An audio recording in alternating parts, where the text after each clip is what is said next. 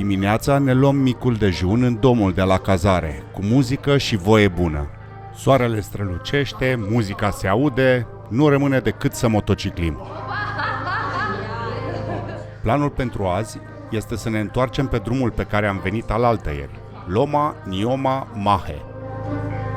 Vreo 90 de kilometri, din care 50 în Valea Hanle, după care o luăm spre nord-est, spre Ciușul și apoi spre Merak.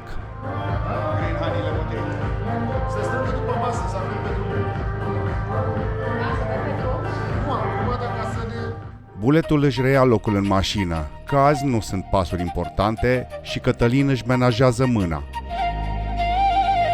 Iar Mișu ia pulsul înainte de plecare. Gata de tură? Pregătiți? Da! Eu încerc să se poate pregătită. La început, Tani merge în față ca să ne scoată din Hanle.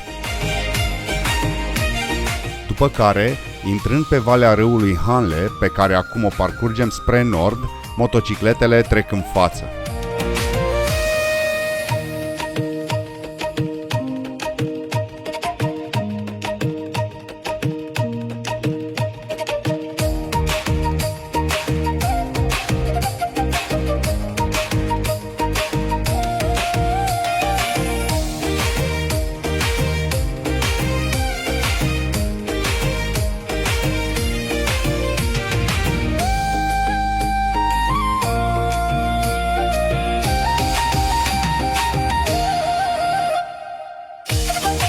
Trecem apoi podul Loma și ne oprim din nou la verificare documente.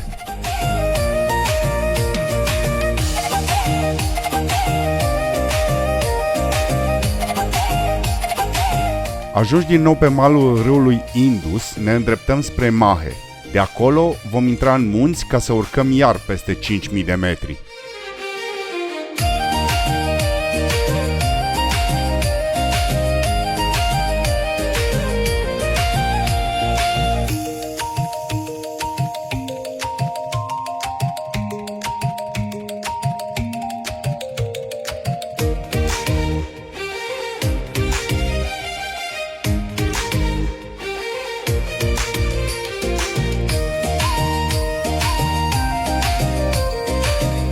Dar nu mult după ce ieșim de pe drumul principal, Mache face și el o boroboață. Neștiind pe care drum să o ia, Cristi mergând în stânga, dar drumul asfaltat e prin dreapta, a încercat o schimbare chiar la intersecție și a alunecat fața pe pietriș. Incidentul nu a avut urmări în niciun plan, nici fizic, nici material, nici emoțional. Odată readusă la poziția verticală, motocicleta a pornit la prima apăsare de buton. Mișu, care o luase pe partea de off-road, ce tăia niște serpentine, ne observă de sus. Luăm serpentinele la rând și urcăm spre primul pas al zilei. Nu e cine știe ce la înălțime, dar vine cu o pereche. Iaie-La vine în pereche cu Iaie-Tso, un lac dulce aflat la 4500 de metri altitudine ce nu are izvoare. Este alimentat de apa rezultată din topirea zăpezilor, care se pare că e multă, dat fiind suprafața de 40 de kilometri pătrați.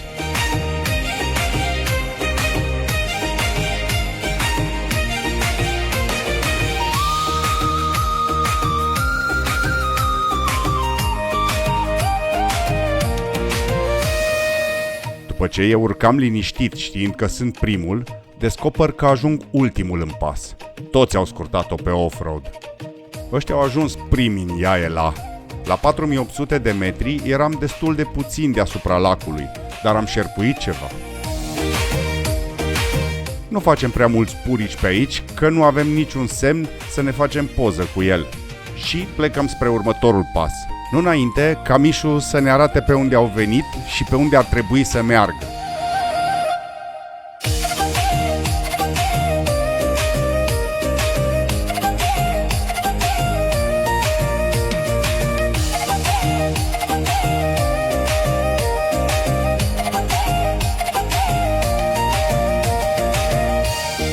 Mergem câțiva kilometri și, după un viraj, se deschide valea Bao Lungpa. Și nu are niciun râu în ea. Este o vale ce colectează apa și o deversează în lacul Iaie. Are aproximativ 20 de kilometri lungime. Coborând spre fundul văii, se termină asfaltul și apare pavaj. Drum pavat la 4500 de metri? Cine naiba aduce pavele aici și se pune să paveze drumul? Nici nu-mi termin bine gândul ăsta că, după curbă, apare șantierul. Fără excavatoare și compactoare. O betonieră, mâna și lopată. 4-5 oameni care montează borduri, pun nisip, pun pavele. Cât o să țină? Habar n-am.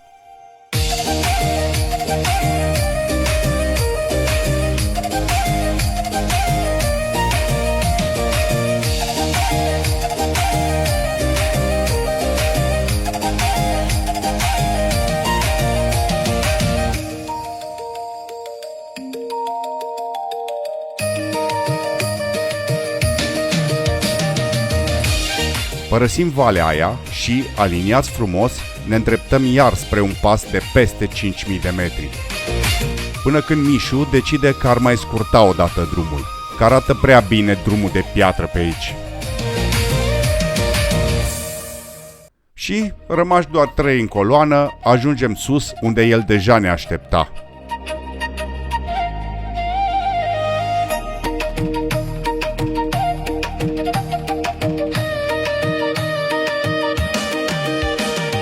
Caxangla, 5435 de metri și pustiu. Nu facem nici 2 kilometri că ne apare în față alt lac prins între munți, Mirpal Tso.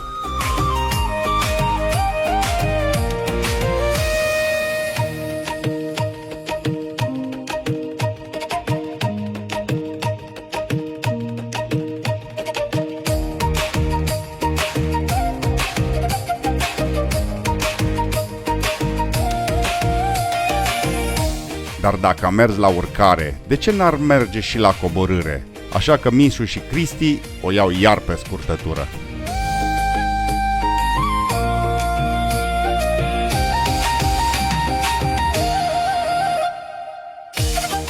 Rămași numai noi cu Mache pe șosea, coborâm spre Mirpal Tso pe setul de serpentine.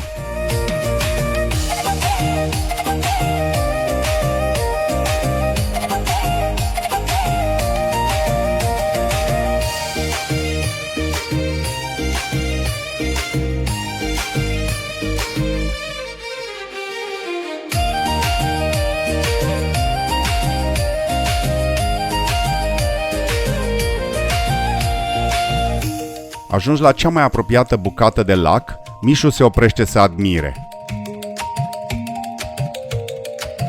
Și avea și ce. Lacul e de vreo 2 ori mai mare decât Iaie și culoarea albastră turcoaz e mai intensă. Lacul se află la 4500 de metri altitudine și are aceeași geneză ca și Iaie. Și, deși nu pare, noi suntem 800 de metri mai sus.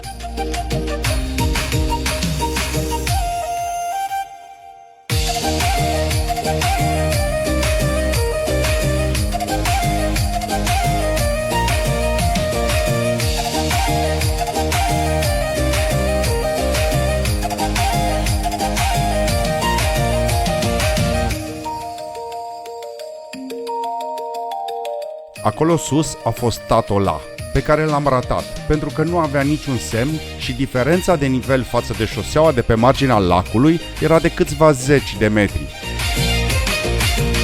Dar pe cât de puțin interesant a părut pasul ăla, pe atât de faină pare coborârea.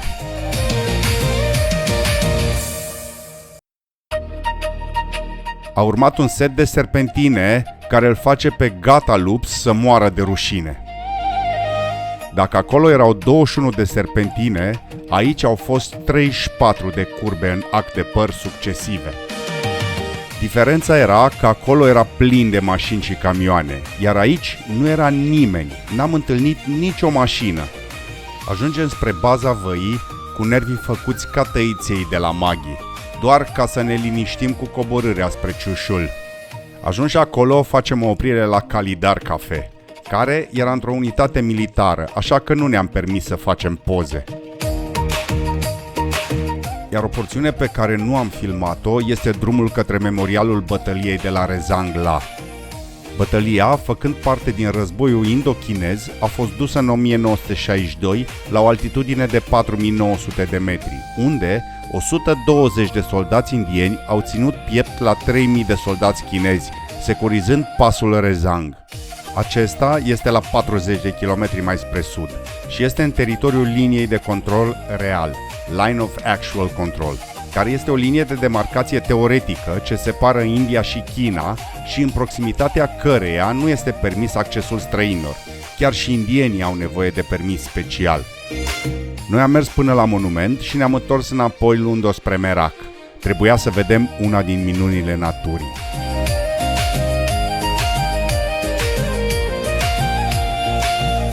Pangong Tso e un lac de 134 de kilometri lungime, salin, aflat la 4225 de metri altitudine.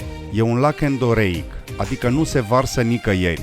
Surplusul de apă fie este filtrat prin rocă și ajunge în bazinele acvifere, fie se evaporă din lac sau din mlaștinile adiacente lui.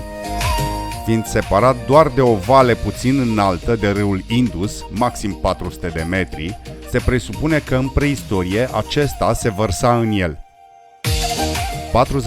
40% din lac e în India, 50% în Tibetul controlat de China și 10% e un buffer între granițele celor două țări. Are 700 de kilometri pătrați și, deși este un lac salin, îngheață iarna la temperaturi extreme de minus 35 de grade Celsius. Este format din 5 sublacuri, Pangong numindu-se cel din India. Numele tibetan, care e încă folosit des, este Tsomonggalga Ringpo, ceea ce se traduce prin lacul lung, îngust și fermecat. Ajunși în Merak, Tani trece în față ca să ne conducă la cazare. Am văzut tot felul de căsuțe prin zona asta și ne întrebam care va fi locația noastră. Iar, după o bucată de nisip, ajungem la clasicele căsuțe din placaj. Clar că primul lucru e să descălecăm și să plecăm pe malul lacului, unde o să zbor și drona.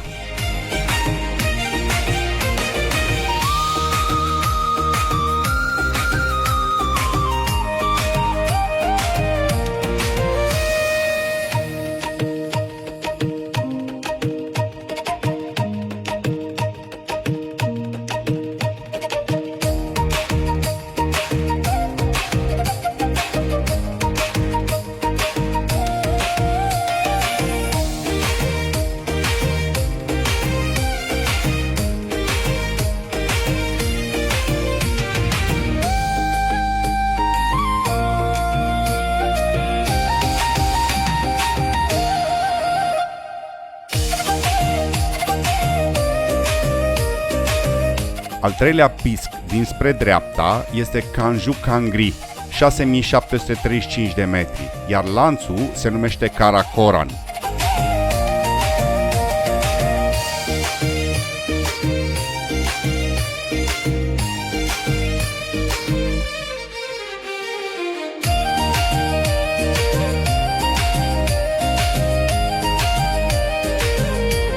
Și ca să demonstrez vremea în Himalaya, acum 20 de minute era soare aici.